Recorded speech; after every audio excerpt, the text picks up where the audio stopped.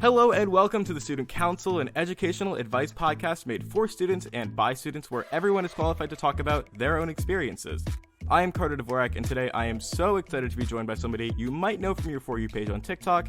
At least he's all over mine. This is Chris Vazquez from the Washington Post TikTok account. Chris, how are you? Thank you so much for coming on today. I'm good. Thanks for having me.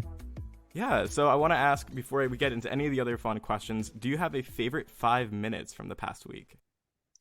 So yesterday I was interviewed by a Marvel podcast that I listen to a lot. And so it was fun to just kind of like geek out. Specifically, there were 5 minutes where I went like way too in the weeds about a certain comic book storyline that I'm a big fan of. And nobody asked any questions. Anybody else would have shut me up in any other context. But for those 5 minutes, I was just going at it and it was great.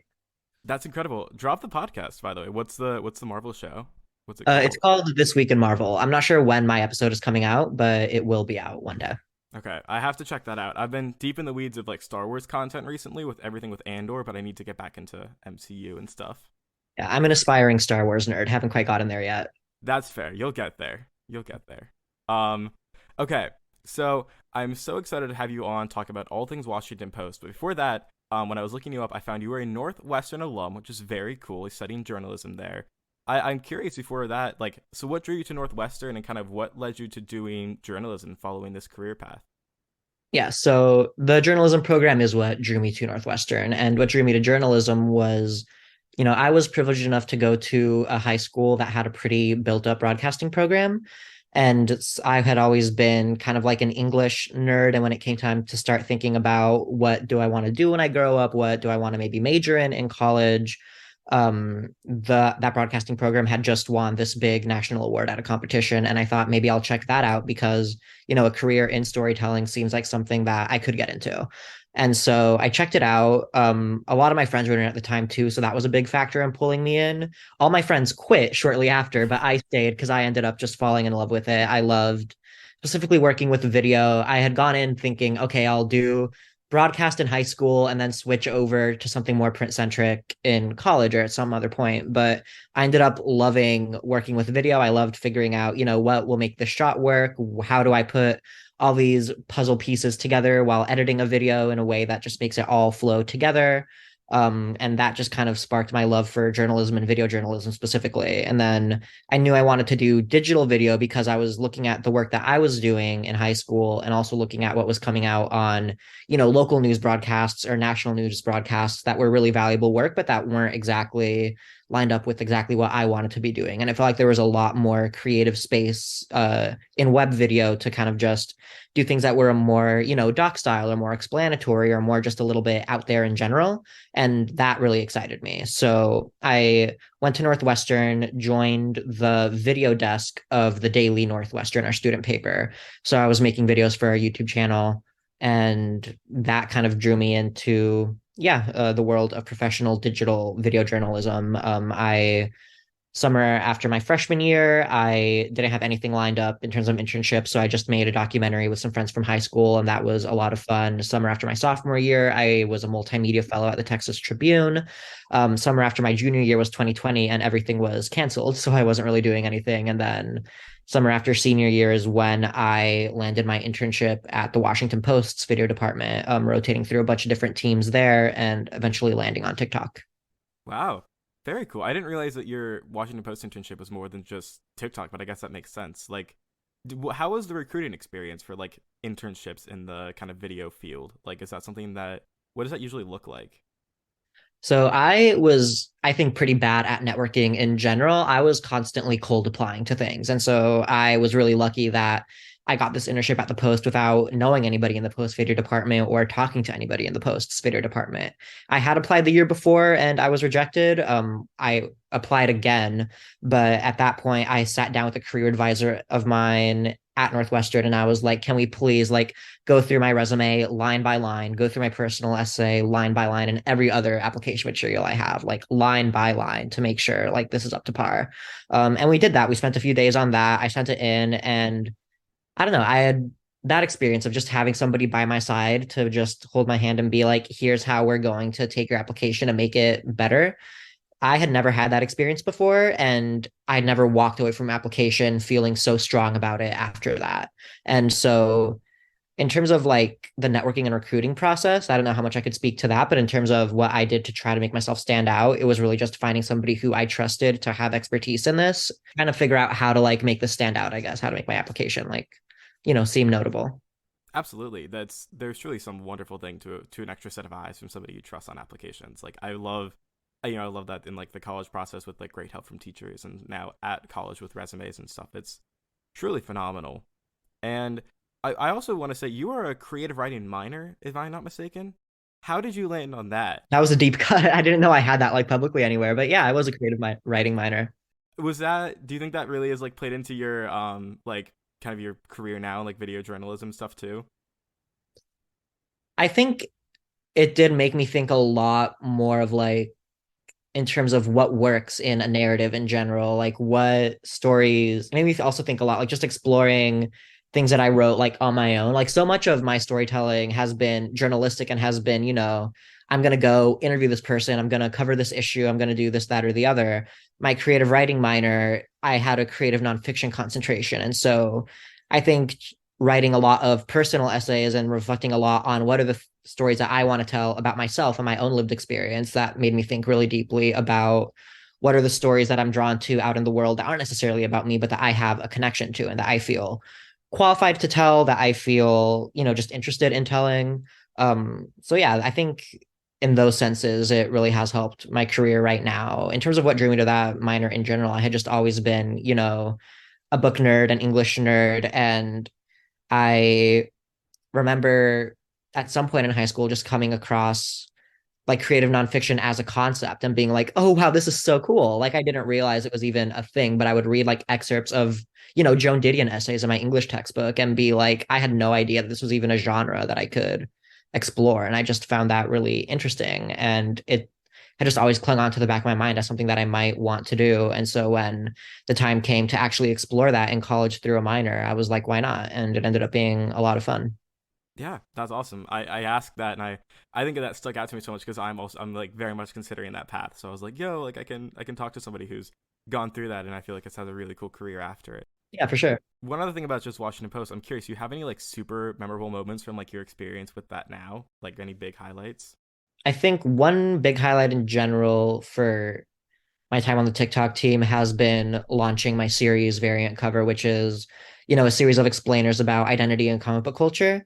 A lot of folks in the news space on TikTok that I look up to, I've been taking inspiration from them in the way that they will kind of break down their reporting to camera or kind of repurpose videos that they've done for other platforms and put them on TikTok. And I've been trying to look at the best elements of all those things, the things that inspire me about those approaches, and kind of trying to find a way to make that my own.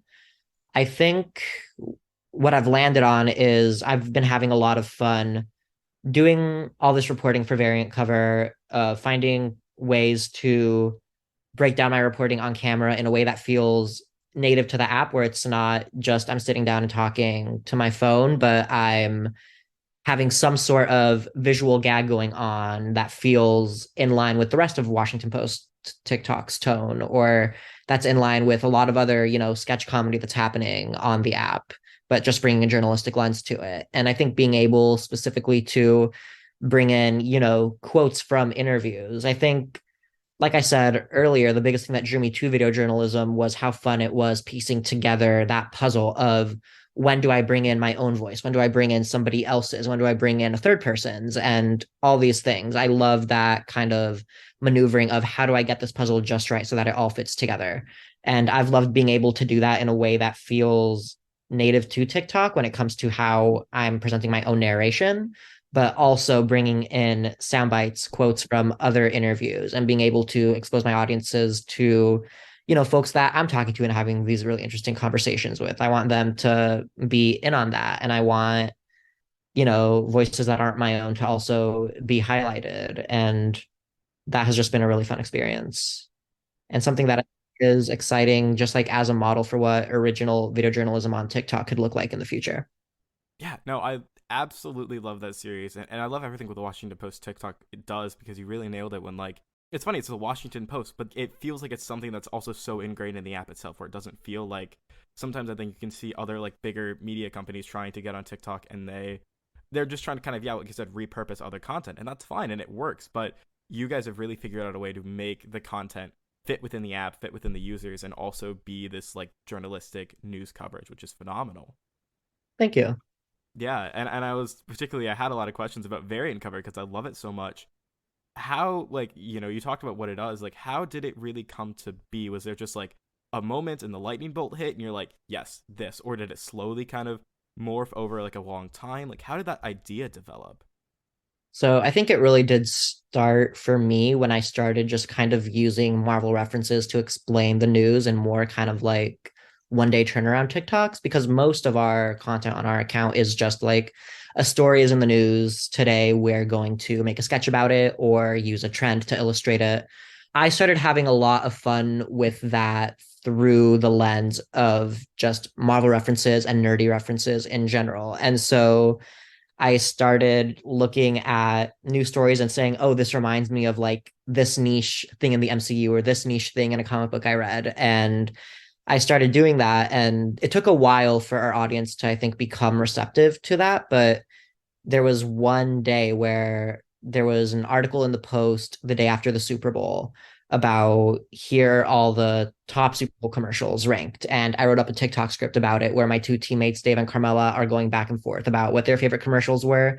But I am looking really unhinged and caffeinated with like a Wanda Maximoff doll behind me talking about the Multiverse of Madness trailer that also aired during the Super Bowl. And that like finally broke through to Nerd Talk. Like we got all these comments being like, I love your Wanda doll, or I also spotted this in the Multiverse of Madness trailer, or Chris, what are your theories about this? And I was like, this is the dream. Like this is what I wanted to happen because I think in my experience navigating the app, TikTok is increasingly becoming less of a place where there's one thing that's inescapable across the whole app and more of a place where there are these individual communities where there are certain trends proliferating for this group of people, whether they're connected by an identity or a fandom, whatever it may be. And I think I was able to kind of catch nerd talk at maybe the dawn of what I see as a shift toward that. And that was just a lot of fun. Like a lot of nerd talk comes to us now for news. And I think that's really special that we've been able to like tap into that niche community. And so it started through that. I started just kind of like saying, oh, that story's in the news today, and this reminds me of this nerdy thing. I'm going to find a way to marry those two things. So it was a few months of doing that, and then there was this thing happening internally at the Post called the Audience Innovation Labs, where basically a team in our newsroom that's devoted to reaching younger and more diverse audiences said, we're going to launch this workshop where you could pitch a project with the goal of reaching younger and more diverse audiences.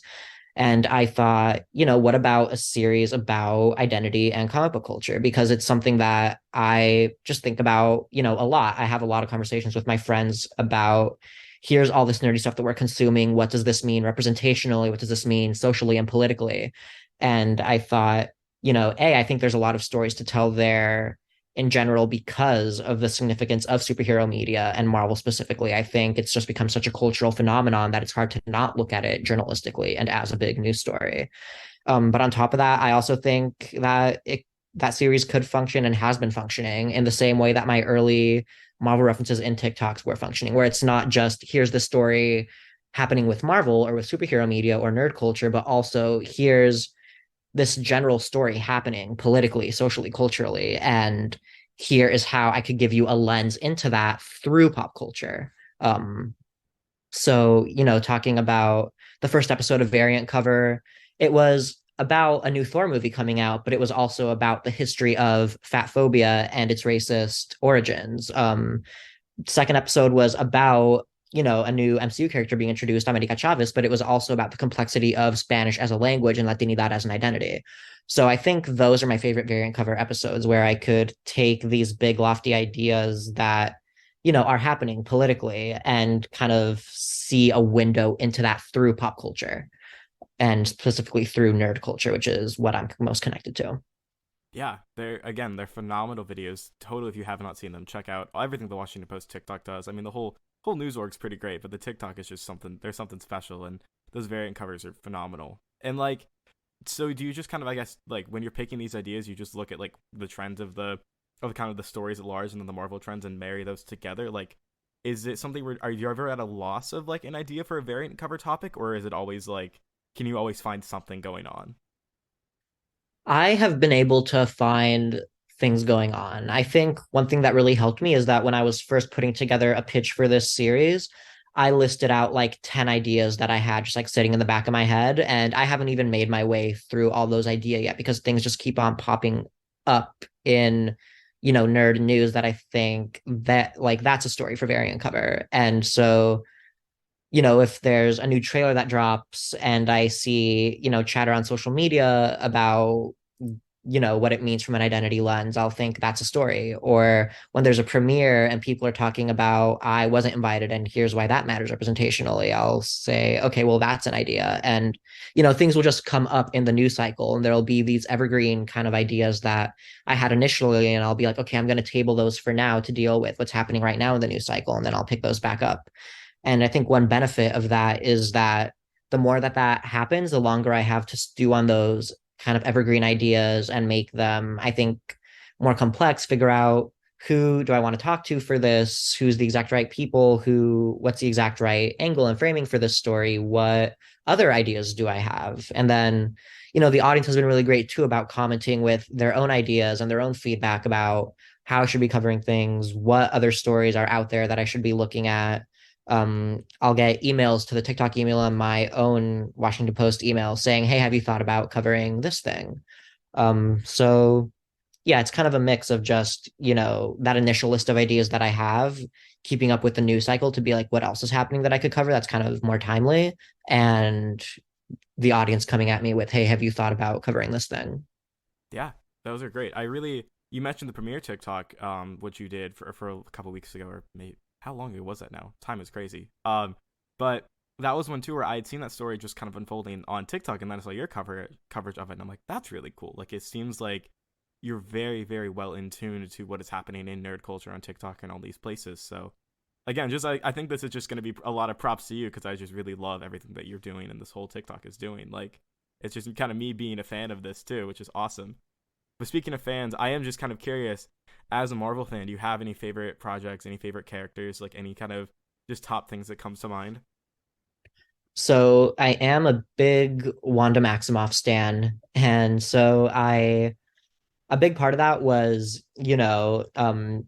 my senior year of college, when WandaVision was coming out, it was like still mid lockdown, pre vaccine, and my roommates and I weren't at all going out or doing anything because of, that risk of transmission. And so we had this tradition of every Friday night to make it feel just a little bit special and to reward ourselves for getting through another like lockdown week.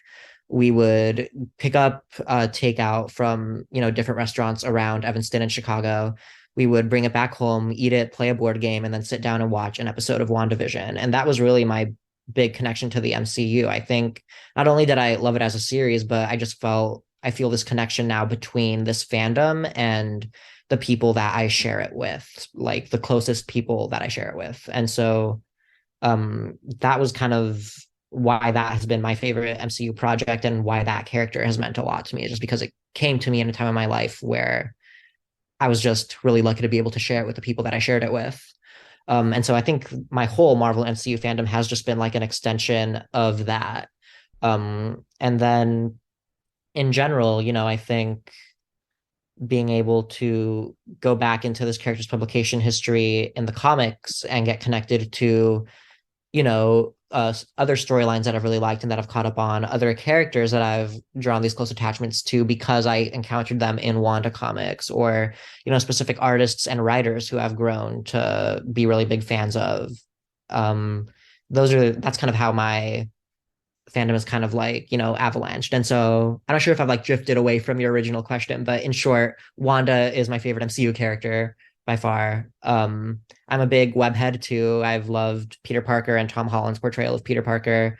Wakanda Forever is probably not probably, it is, I think, my favorite MCU movie of all time. And I know I watched it recently and I should still be forming opinions on it maybe, but like I think that hands down has been the most I've been affected by an MCU movie ever. Um, yeah, I hope that Yeah, answers your absolutely does. There's a No Way Home poster behind me if you can't see it, by the amazing. way. No, I completely agree with you on all those fronts. WandaVision came out in a really interesting time. Like I remember that too in the pandemic, where like I think it was a really good show to come out in the pandemic because of all the like a all the speculation and b like you said like the ability to kind of form these bonds over it while everybody's still kind of in these lockdown moments. But totally agree. Do you think we'll see Wanda again in the MCU? Like, do you think she'll be back at Oh, some point? oh, fingers crossed. Fingers crossed. So okay, so there's so many rumors. Like I have this one friend from high school, and sometimes we'll joke because we'll be like 99% of our conversations are about Wanda Maximoff, and I know nothing about what's happening in your life outside of that. But like he'll send me like all these, rumors about what's going to happen with Wanda in the MCU, or where is she going to appear next, or here's what Elizabeth Olsen said about the future of her character, and here's what Kevin Feige has said. Recently, Kevin Feige gave an interview saying that we never saw Wanda's body after a reporter asked him about the death of Wanda Maximoff. Sorry for spoilers. Wanda Maximoff is presumed dead, but yeah. So in short, yes, I do think so, and I do hope so. Fingers Yeah, crossed. agreed. I think so. I think more. Yeah, if there's not an on-screen body in the MCU, there is no certainty that that character will not come back. Even if there Or is, even if there is, even if sometimes there they. is, yeah, no, and Wakanda Forever was phenomenal as well. I really enjoyed watching that film. That was really fun. That was like the first I feel like Marvel film that like my like college group of friends all got to go see together, which was really cool. Yeah, it was awesome. Yeah. I want to talk a couple other things. Like, first of all, going back to the Washington Post TikTok, like, what are you kind of hoping to see? What are you excited for maybe the future of that account? If you can share anything about that.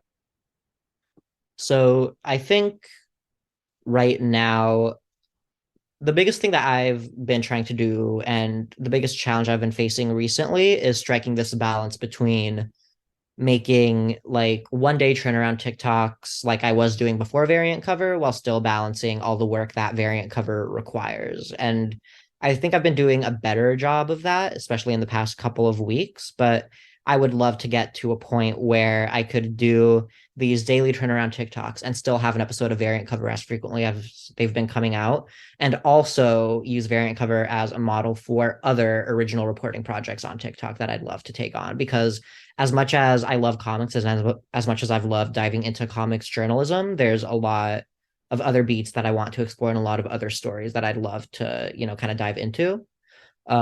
So in terms of the future of the account, that's something that I am hopeful for and that I definitely want to experiment with. It is just going to take more of me figuring out how could I do this in a way that, isn't in a way that doesn't become draining, and in a way that I'm still getting done all the other things that I want to get done.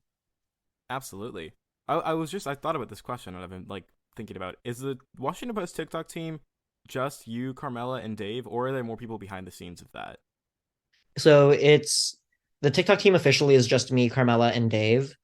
We fall under the umbrella of another video team in the Washington Post's video department. And so the managers of that team are the ones that are approving our TikToks. So we'll always send TikToks to each other first. Me, Dave, and Carmela will send it to each other and give each other feedback, implement that feedback, and then send it up to our managers, who then say, this is approved, you can post this.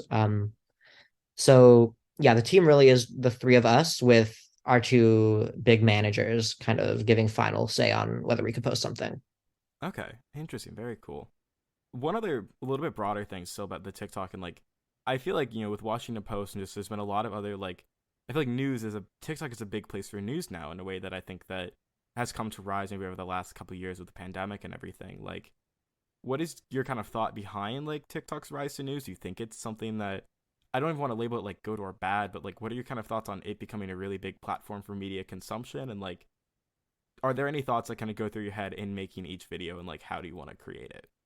Yeah, I mean, I agree with your aversion to labeling it like good or bad. I think like in the same way that news outlets have adapted to the rise of a bunch of other social media platforms, I think we're gonna also need to adapt as an industry to the rise of TikTok. And that's going to mean figuring out what works best in a TikTok news video. What do news outlets feel comfortable doing tonally to kind of fit what a TikTok should feel like, or what a lot of people expect a TikTok to feel like. And I think for me, as somebody who, has been brought up as a video journalist, it's really exciting that the one of the most popular social media apps right now is something that is so video first. And I think, I'm just excited for what possibilities there are to kind of explore things that are kind of out there and things that are really creative about, what works for a journalism TikTok and for a news TikTok. How do we stay true to the ethics behind what makes a good news story and a valuable news story, and how do we marry that with what makes a good TikTok?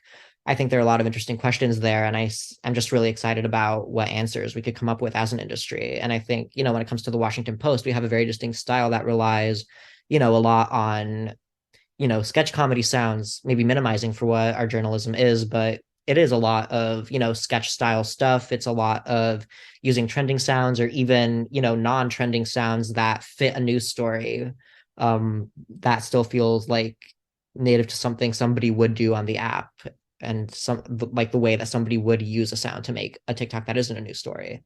And I think that adds a layer of comedy too, because people, even though it is becoming a place for news, I still think that it is funny to see a news story covered in a way that you would see another TikTok creator like approach a video. Like, I think there's a layer of like uncanny valleyness almost to that, where it's like, oh, I've seen so many other people like dancing to this video, just like having fun, but you're doing it while talking about like this big important news story.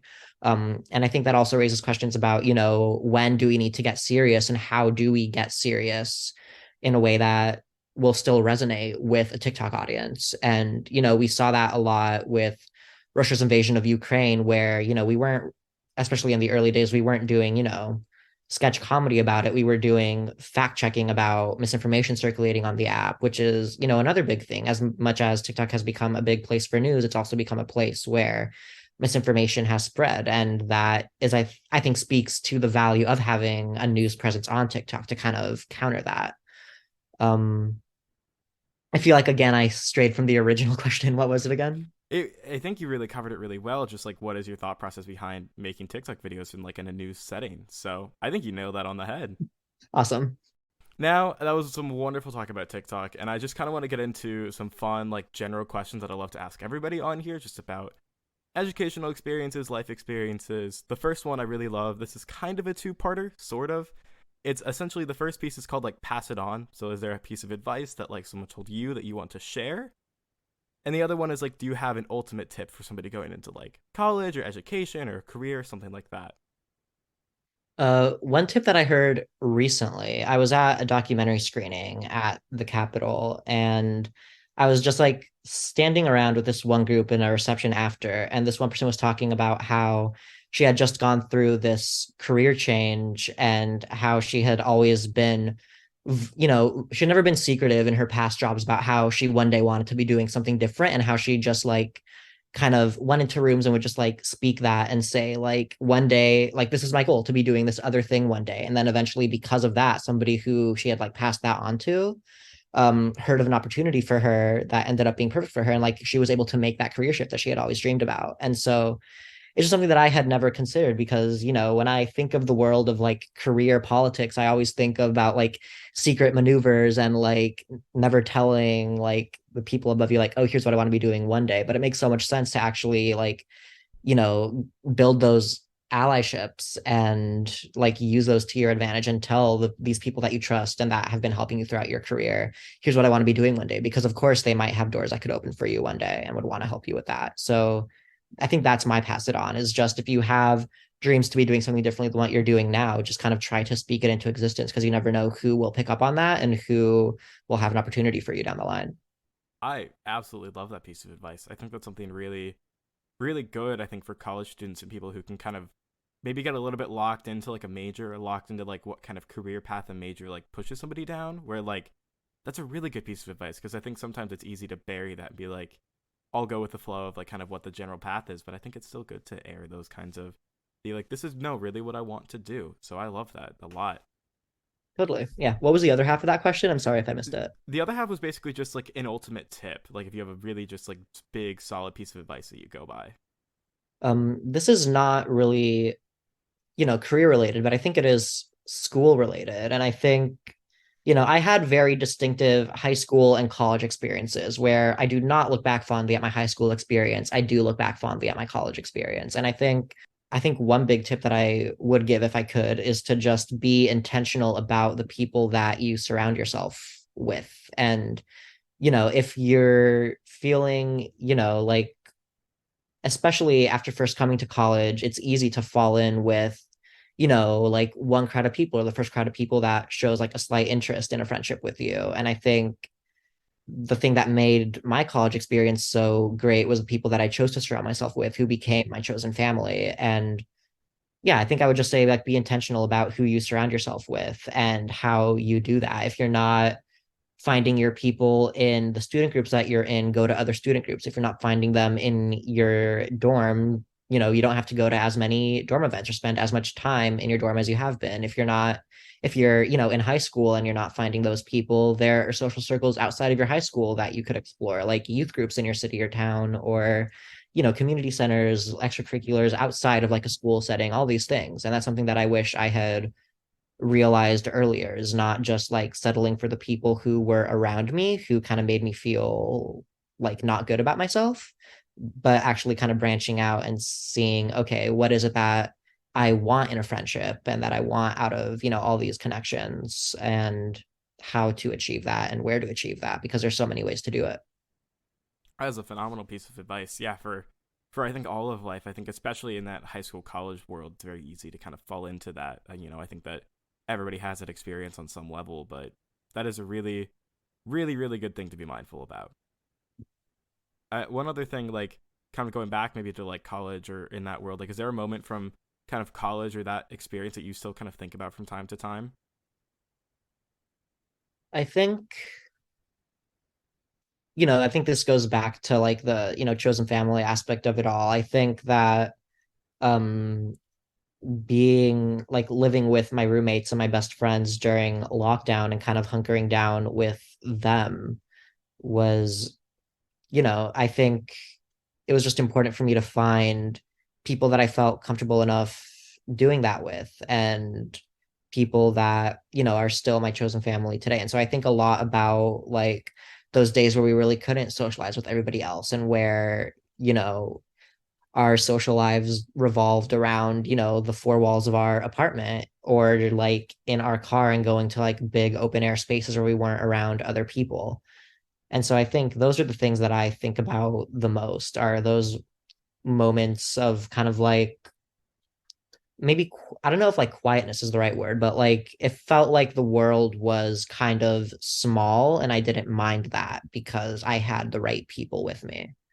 And so those moments where it feels like that are the things that I carry with me the most. COVID did a lot of very interesting things with like relationships and the way that we, I think, bonded over these things. I think the world did feel small. I was really grateful. I did like virtual internships and I met like, it was funny. I was like, the world was small, but I was engaging with people from like across the US, or like across the globe, which was incredibly fun. And I think that, yeah, there's something special to like, I think that was a time where a lot of relationships shifted, and those who really came out of that, I think, came out of that really strong. Absolutely. Yeah. I am also putting together as part of this podcast. I love this question a lot, but I'm putting together basically a school survival playlist of sorts on Spotify, and I'm curious if you have a song that you'd like to add that got you through a period of school or life or anything like that. Oh man. Okay. I don't know if I have a specific song, but in high school, I channeled a lot of like my queer teenage angst into listening to a lot of Arctic Monkeys. And Okay, so if you like pick any Arctic Monkey song from like before 2017, that is was probably one of my anthems in high school. I can do that. I will. It'll be on the playlist for sure.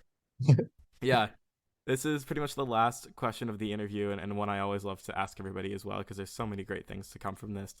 What would you tell your freshman self in high school and your first year self in college? Oh man. I would tell my freshman self in high school to there's a lot of things I want to tell my freshman self in high school because he was about to go through it, but I um I wish I had entertained the idea of transferring schools more. And I think I'm a person who was and still is very afraid of change, which is something I need to work on. But I think that I was, again, settling for people that I already had in my life, thinking it will be easier if I stick with these people, regardless of how they make me feel. And I wish I'd entertained the idea of, is this setting and are these people actually right for me? Is there somewhere else that I could go?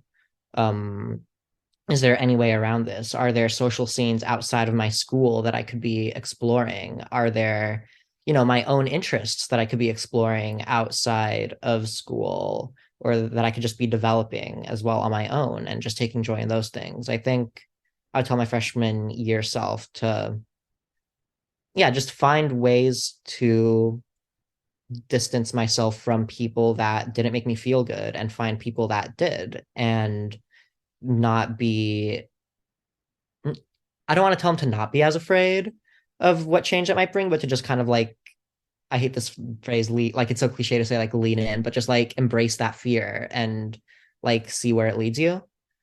Because I think it would have led me to a lot better places than the places that I actually went throughout high school. My first year self in college, I would say, trying to think back to what his life was like. It was a time of trying to figure out, what, not necessarily what do I want my major to be, but like in journalism specifically, so much of what you get hired off of is based off of like extracurriculars and what you're publishing, not in class, but like in your student publications or if you're freelancing at all, et cetera, et cetera. And I spent a lot of time stressing about, what will be the right place for me to end up in terms of like what student publication I work for, like what will my body of work look like, et cetera. And I would just tell him to, like chill out a little bit and he could like explore like a couple different student groups, a couple different student publications and see what feels right. Because, it's such a big life transition going to college and I've definitely felt this pressure to like have everything fall into place like immediately, but that's just not how big life transitions work. Like you try out different things and you figure out what works and what doesn't. And sometimes that process can be hard, but again, just kind of like embracing that difficulty and embracing that, like trying out a bunch of different things and seeing what sticks is, I think, important. And, again, I would have said, I keep repeating myself, but just being intentional about the people that I was surrounding myself around. Because my first few months of college, I was not doing that. I was kind of just going with this flow of people who I knew through like my orientation group or my classes or, these other things. But there were all these other friendships that I ended up making that ended up being super meaningful. And those are the ones that I think are most valuable to me today. And yeah, that's what I would tell myself is just like not being afraid or nervous to just like branch out and see what else is out there. Absolutely phenomenal pieces of advice. Both of those are great and truly I think something that are very important to be shared in this kind of world right now. So I very much appreciate them. The last final question of the interview is essentially, do you have anything to share or plug or promote? Of course, I'll link all the Washington Post, TikTok, everything in the description of this video, in this podcast, but like anything else? I think that's really the only thing I have to plug. Watch Variant Cover, watch my other TikToks. Variant Cover comes out every other Wednesday on the Washington Post TikTok account. And yeah, just follow at Washington Post on TikTok. Absolutely. Totally do that. Please go do that before you follow anything else that I'm about to rattle off. But that brings us to the end of the episode. Chris, thank you so much for being on here. Do you have any other kind of parting words or final things you want to say? Um, just that being a student is hard, especially if you're just starting out in high school or college. And um, I just like throughout so much of my time as a student, especially in those early days of high school and those early days of college, I was just not really thinking about, what other settings could I be throwing myself into to make my experience better? I was just kind of like accepting my lot in life. And that's something that I wish I could go back and tell myself to not do. Like, think about, am I enjoying where I'm at right now? And if not, where else could I be? Yeah, absolutely. Thank you again so much for all your wonderful pieces of advice. It's been truly a joy to get to talk to you. I cannot tell you how excited I've been for this conversation. I was talking to a friend recently, and I was like, yeah, I get to talk to somebody from the Washington Post TikTok, and they're like, is it Chris? And I'm like, yes. And they're like, oh my gosh, I love the variant cover series and stuff. It was truly wonderful. So thank you again.